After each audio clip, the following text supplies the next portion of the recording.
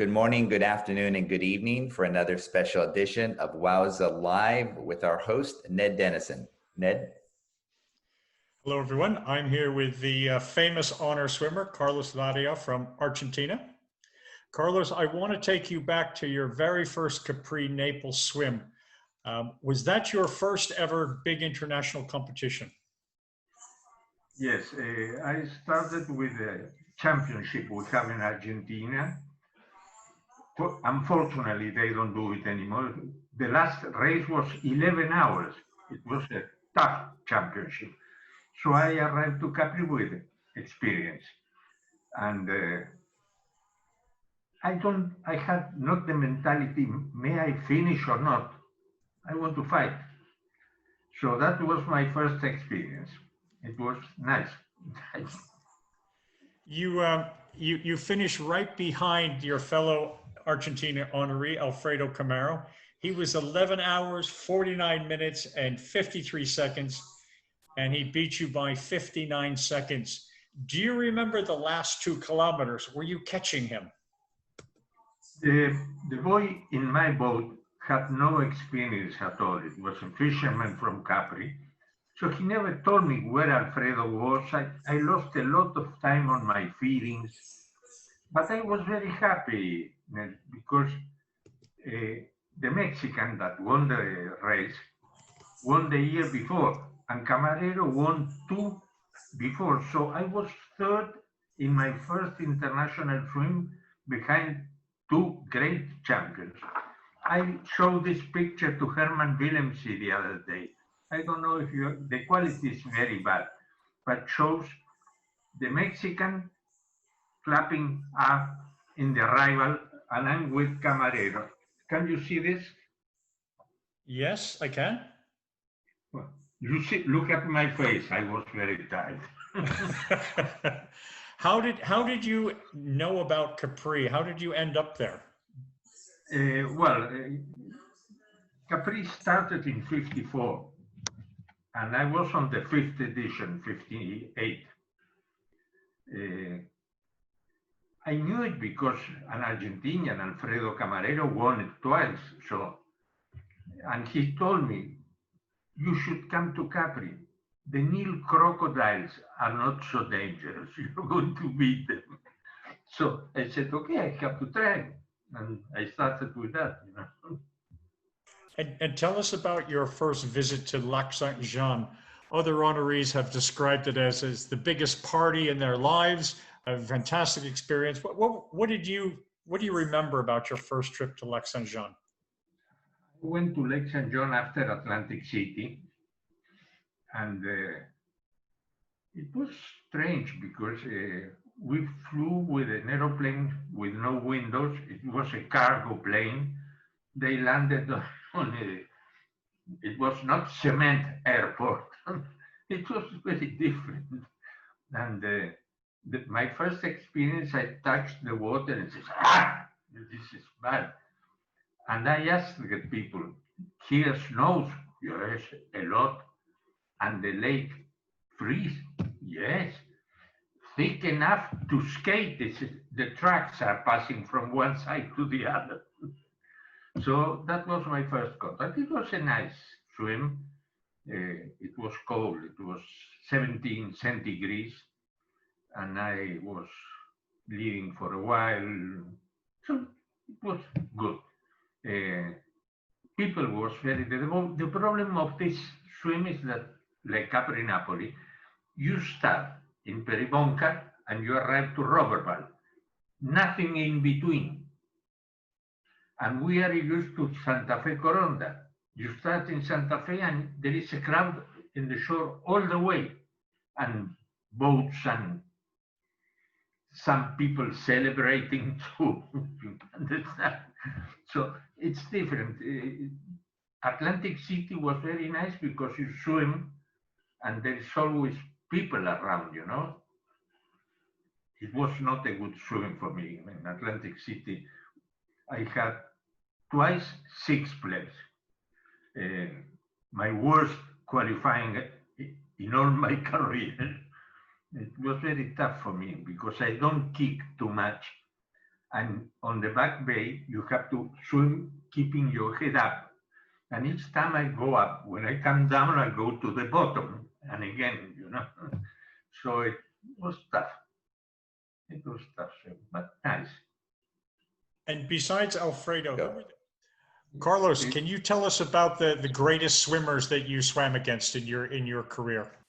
In my career, I should say, the Mexican, Tonatio Gutierrez, who won 2 Capri Napoli. Alfredo Camarero, of course, my country fellow. Greta Anderson, Clifford Lamson, Tom Park, George Park, the brother of Tom Abu Haif. It's impossible not. As I belong to the 50s, I was swimming with a lot of guys that were older than me. So that makes me, I seem to be more old than I am. But it was a fantastic group of swimmers. They were really very good. You had a great friendship with Herman Wilmsy, who visited you in Argentina several times. Tell us about that friendship. I met him in the English Channel. There were no Dutch swimmers in the circuit, and we were in a pool in front of the channel, and I saw a guy with glasses like Clark Kent with Holland, and said, let's go for a swim. I said, okay, how much? 2 hours, 2 hours. He killed me. He destroyed me. And when we came back, I said, listen, what is your time in 1500 meters? He said, 18 minutes. My best was 20. That's why he killed me. And I told Camarero, don't go out with the Dutchman. And he didn't pay attention to me, and he went to say, oh, it's terrible. And in this channel swim, Camarero won and Herman was second. And he came to Argentina. One of our summers, he stayed 3 months at my house. So I didn't want to carry him from one place to the other. I bought him a scooter, and he was all over the town with a scooter. Many years after he left swimming, he was sailing. He made twice around the world, and he stayed with his sailing boat here in Santa Fe for 2 months. And so Herman, it's like a brother for me, really. Fantastic. Tell us about the history of the Santa Fe Coronda swim. How did it start? And what were the first years like with crowds and spectators? This swim started because it was a training for swimmers that make permanent in the water, not the time, not speed.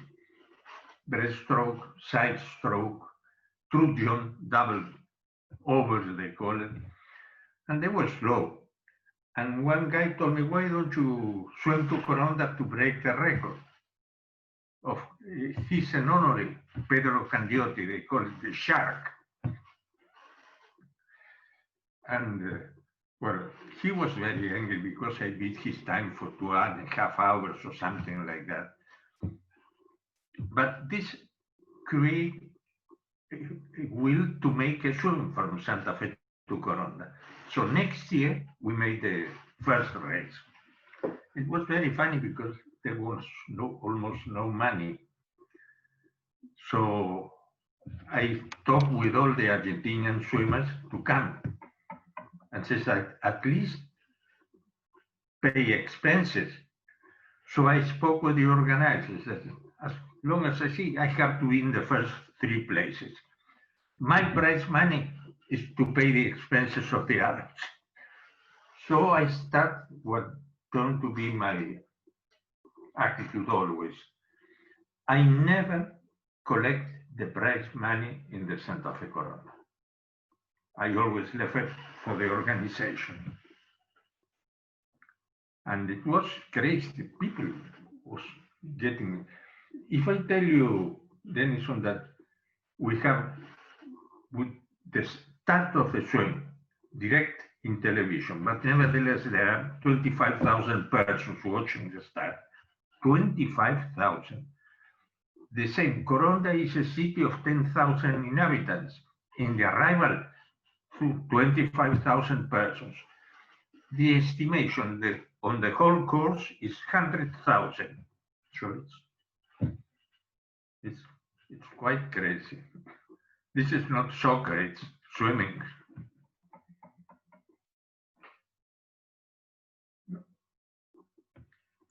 You have stayed involved with the swim now for decades as an organizer. Tell us what has changed. What's the same? What's the swim like today? My son, the one that is helping with this, went to swim Lake St. John in the 80s. And after the Santa Fe Coronda of 88, I said, it's finished. I don't want to work anymore. It's finished for me. And those were the days of Diego de Gano, fantastic swimmer from Santa Fe. And they talk, Diego and his brother with my son, ask your father, because if he doesn't do it, and Alejandro says, it's finished. I know my father, he said, it's finished, he's going to cooperate, but not to be the organizer. So they decided, and the brother of Diego de Gano and a friend moved it again. And it was a very good period that we had many fantastic swimmers. One of the last times I organized it, I get John Kinsella to come. He was surprised with the crowd and the people. He couldn't believe it. And when Lelo Barbuto, the organizer of the Capri Napoli, told me, you got Kinsella for Santa Fe Coronda. Why don't you bring Kinsella for my race, Capri Napoli? So I spoke with John, and says, if I pay the expenses and you are in my boat, I go. She says, okay. So I was the trainer of John Kinsella. And it was, he beat by almost 1 hour to the second. It was terrible. I was standing in the boat, looking behind, and I couldn't see the others. There were a bunch of Arab swimmers, 6, 7, all together, and it was impossible to see them. They were so far, so far.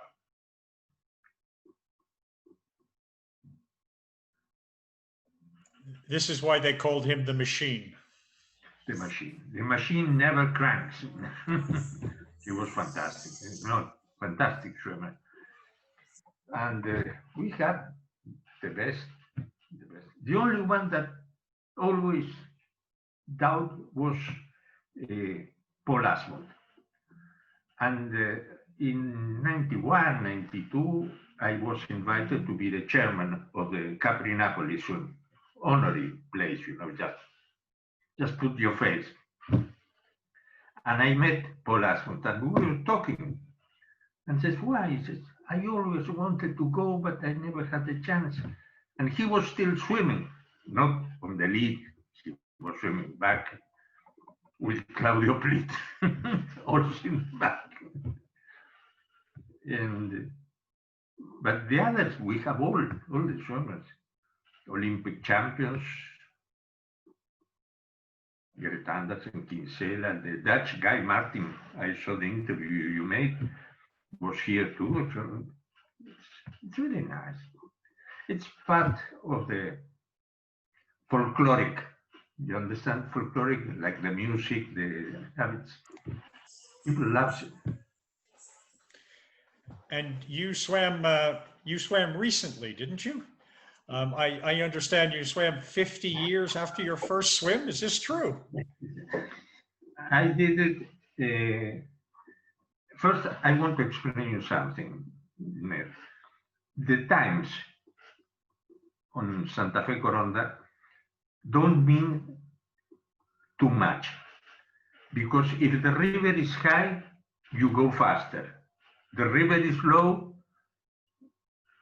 you go slower. There is a part passing a city, Santo Tomé, you have to swim against the current.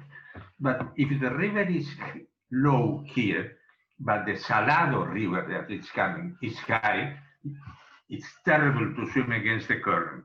So the starting place changed. One year, the harbor of Santa Fe was a sponsor, so you had to swim inside the harbor and then out. That was 20 minutes extra. And the English Channel, you have Dover, Folsom, Margate, Calais, Cabrine. They are steady for centuries. The river is alive, it's changing. One day you have a new island, or an island disappeared. So the course is changing always. So you don't have to come too much in the times, you know, it depends. And I just wanted to do it because 50 years is quite a period of time. Let's see. But I never doubted I was going to do it. The only thing I don't enjoy is that the local newspaper here of Santa Fe, the more important, put on the first page a picture of me. Saturday, I was swimming Sunday, Saturday night, that says, Carlos Larriera is going to swim to Coronda again. So I had to arrive. There was no chance to give up. So it was nice, the feeling. First, after 4 or 5 hours, I had problems, but no, I took it easy. I don't commit suicide. So being the gentleman, did you let some of the young fellows win that year? No, I tell you something, Ned. I never did anything together with a Coronda swim. I always do it 2 months after, because the champions, the great champions we have today, I can't use the public they have.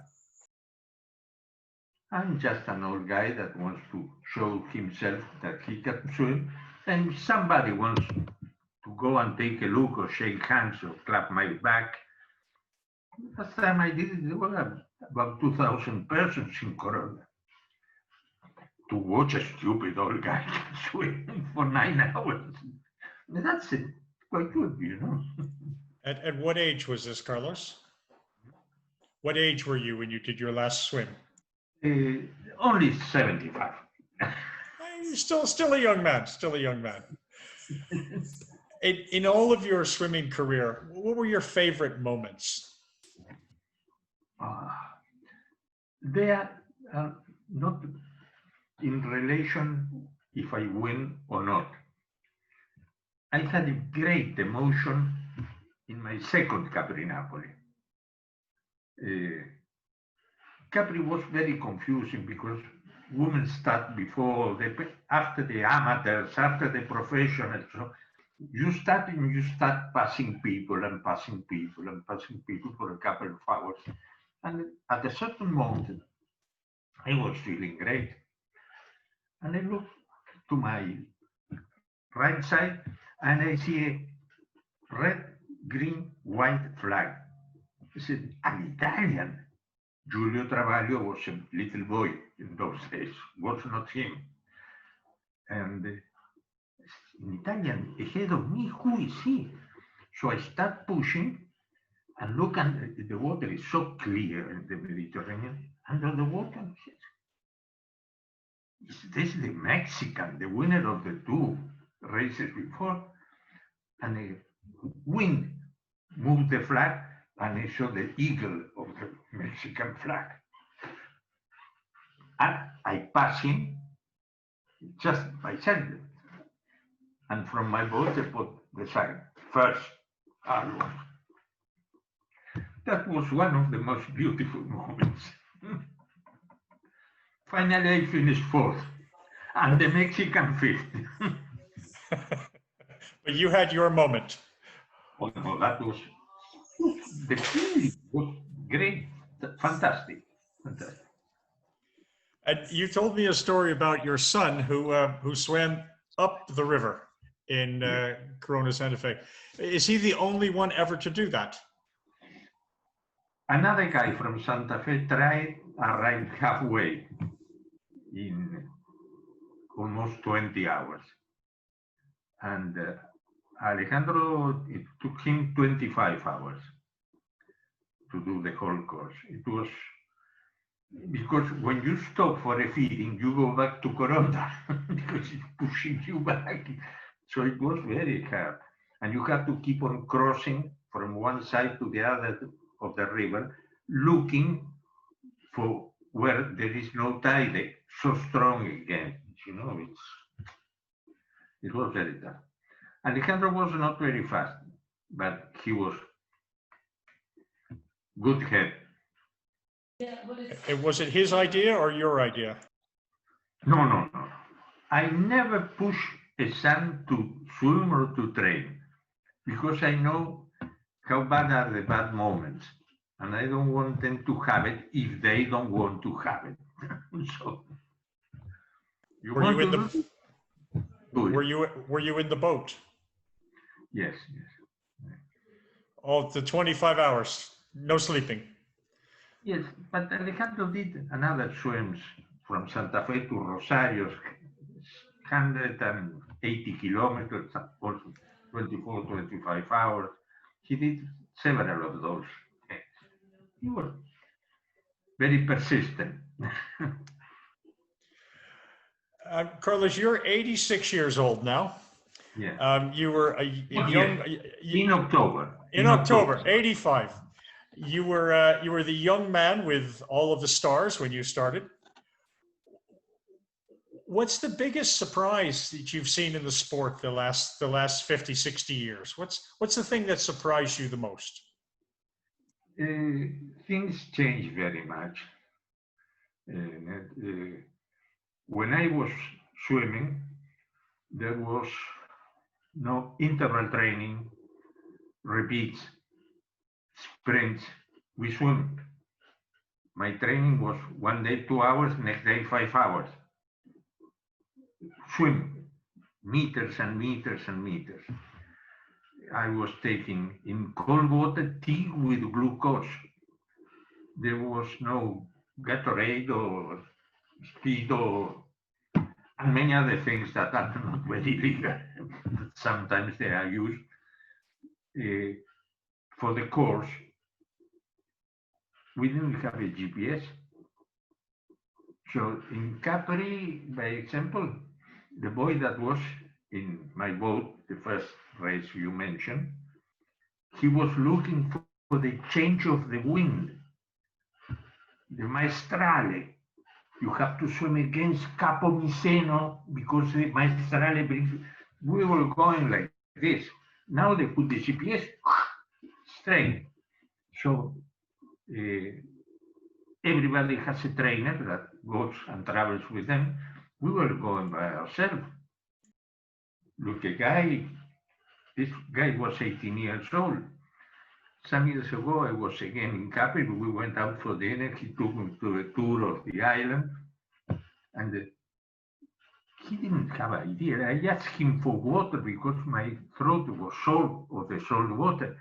He gave me a bottle of glass, 1 liter of mineral water. I was in, not a paper cup, so I lost so much time. It's a different. The swimmers now are fantastic. But by example, my last Capri Napoli was the first Capri Napoli of Giulio Travaglio. He won 5. And on that swim, he gave up. It was a storm. He was so scared, poor Giulio. He was so thin, little young boy, 19, 20 years, and asked me, the race is not going to be on, no? Yes, they do it. So I said, poor Julius. But when he learned the lesson and decided he was impossible to beat, he was not the Flying Dutchman, he was the Flying Napolitan. And very and, nice person. and what will happen in the next 20, 30 years in the sport? Do you have any predictions? I think marathon swimming Yes. is swimming from this place to this other place. That's open water. The Olympic Committee decided that open water is the Serpentine in London, in China, on the rowing track. This is not open water, it's closed water. By example, the Olympics in London, at least make the 10 kilometers in double harbor for the story of the channel, not in a little lake in London. That's not open water. But I have things quite clear, and I know sport is a great business. That's why with this pandemic, everybody's getting crazy. What do we do with the football players and the drivers in Formula One? Our time was a romantic time. We could say that. And we were very close friends, very close. Cliff Lamson, that it's a national hero in Canada, after he swam almost 20 hours in ice water in 55 in the Canadian National Exhibition. Was so nice, such a nice person. We went to Atlantic City for a swim training with him. And when we arrived, after 3 hours swim, there was the wife with Coke, sandwiches, they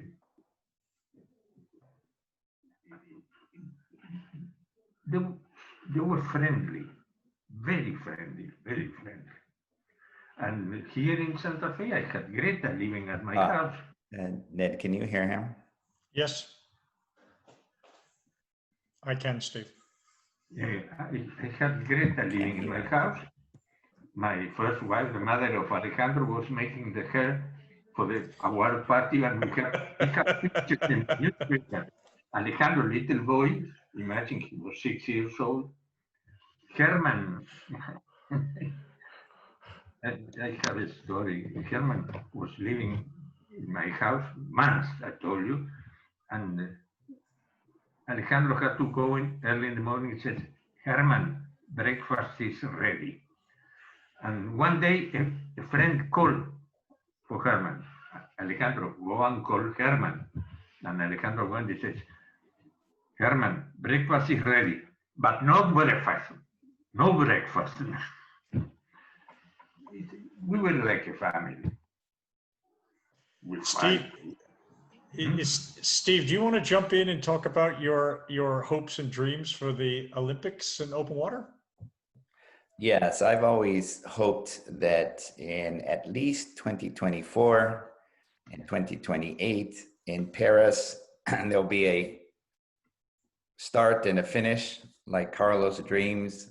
And in Los Angeles, there can be a start and finish, 2 different points as Carlos believes. I agree 100% that open water should be at one point and you swim to another point.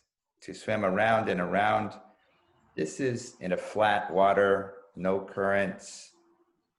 This is not traditional open water swimming. So we have an opportunity in Paris in 2024 and Los Angeles in 2028 to have a point-to-point swim, and I look forward to that.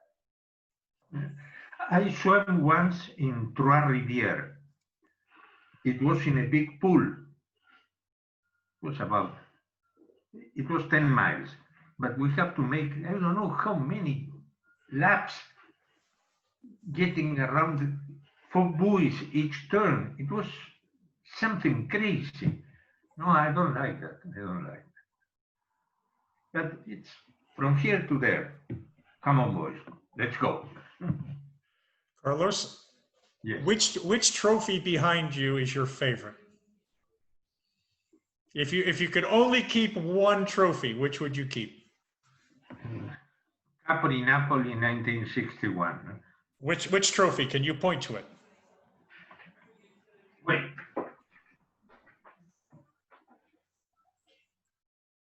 You see it? Yes. And Lake St. John and Alexandria in Egypt. Because when they invite me to go to Alexandria, I was 1 year stopped with no swimming, and the Egyptians always invite famous swimmers that were going down. So the Nile crocodile beat them, and they invited me. I haven't swum for a while, and I was in very good shape. And I was leading. I never saw Mohammed Zaytoun pass me. I was second, but I showed them that I could do it. The year before, Herman Willemse went to Egypt. He finished fifth when nobody could beat him. So it was very hard to make a second place. It was very good, very good. I was happy. For our viewers, the Abouif's nickname was the Nile Crocodile, and thought to be by many the greatest open water swimmer of all times. Your story reminds me of Kevin Murphy and Des Redford. Kevin was an up-and-coming channel swimmer, and Des was a hero in Australia. So the story goes that they wanted to do a race in Sydney Harbor, but they needed a name that would lose.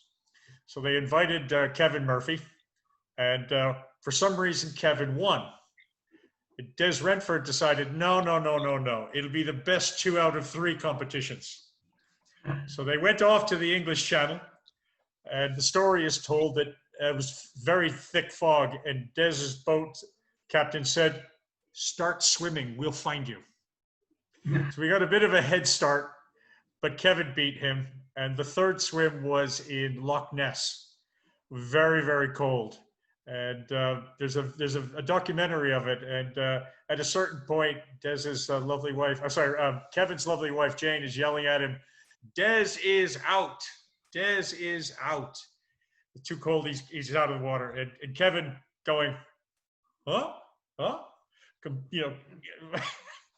So I guess they decided it really was, one each, and no one finished Loch Ness. But Kevin says he was the last one still swimming. But I love that story.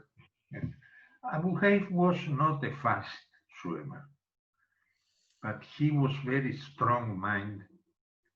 And I started Capri Napoli 58.